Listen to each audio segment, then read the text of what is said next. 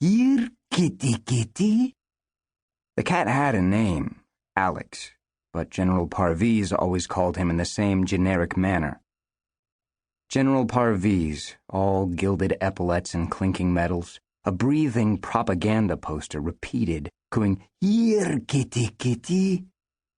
The Alex cat, a six-toed Manx, an official gift from the Hemingway estate and the people of the United States of America, swept its head from side to side, walking slow like a drowsy lion. The cat paused at the general's slippered feet, as though considering whether or not it actually wanted to jump up into General Parviz's lap. The general patted his thigh softly, beckoning, "Kitty, kitty." The cat leapt soundlessly. Then, cat, general, palace, bodyguards, and approximately one-third the territory of the capital city blew up. Here, kitty, kitty. Here is a handful of dirt. As far as its use as a medium for sustaining life, nourishing roots, it is perhaps the least capable dirt that can be found anywhere on the planet. To call it sand would be to give it some unwarranted wind-swept and oceanic dignity. It is simply dead dirt, and it fills my hand. I will tell you everything, Max, and we will carry these stories on our small shoulders. On my 14th birthday, Martin and I played outside the village in one of Mr. Antonio's fields with Sahar, Martin's sister. We would have been in trouble if we had been discovered. There was a funeral that day for Mr. Antonio's cousin, who had been killed fighting against the rebels, so it was expected that everyone attend.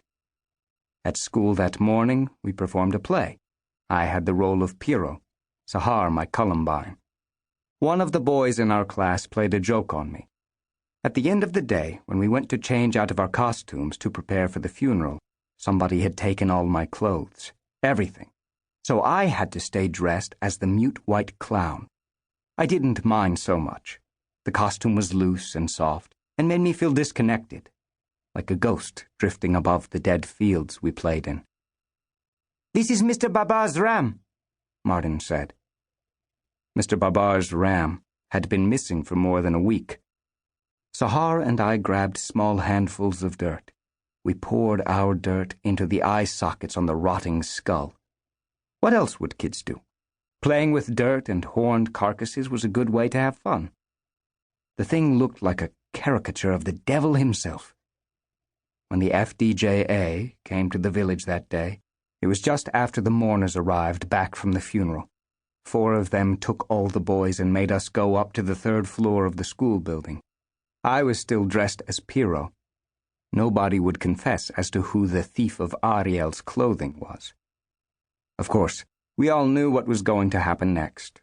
Once the rebels got us into the upstairs classroom, we could already hear gunfire and cries coming from outside the school. The rebels bribed us with cigarettes and guns. What boy doesn't want cigarettes and a gun? One of the men, his face hidden behind a red scarf, said to me, "What are you supposed to be?" "Piero," I answered. He shook his head, confused. "You look like a boy whore." Ivan, a 10-year-old, puffed on his first cigarette and glared at me. I wanted to slap him. One of the FDJA men patted the boy's head. We were all goners at this point. Everyone knew. It had been this way all our lives. Here, the deliberate cruelty of violence was a matter of fact, controlling, constraining, and understandable. Not so much in some of my other stories, Max. The rebels targeted the older boys, many of whom were approaching conscription age for the Republican Army. They taunted the boys with insults about patriotism and loyalty to capitalist puppet masters. One boy, Jean-Pierre, pissed himself when the man whose face was covered with the red snot-stiffened rag prodded his belly with a gun barrel. Naturally, this was very funny to the FDJA men. Who wouldn't laugh at a 16-year-old boy who pissed his pants as he was about to be kidnapped by thugs with guns? I felt bad for Jean-Pierre, who, like the other chosen boys in the schoolroom, recited a robotic pledge of allegiance to the FDJA. He would have done the same thing on his 18th birthday to the Republican Army anyway, so who cared?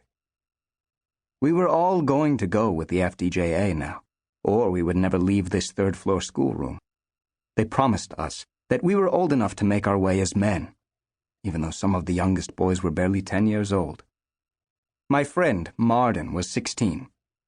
When one of the men tried wrapping the red scarf of the FDJA around Marden's neck, my friend swatted his hand away. Marden was always defiant like that, impulsive, and everyone knew it was a mistake. But what could we do?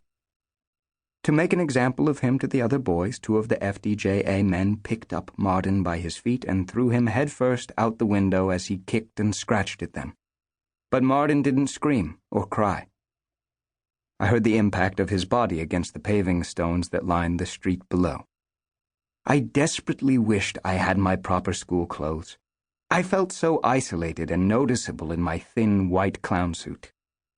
2 of my schoolmates ran for the doorway that led to the stairs. The man with the hidden face fired at them, and they tumbled down in a heap across the threshold.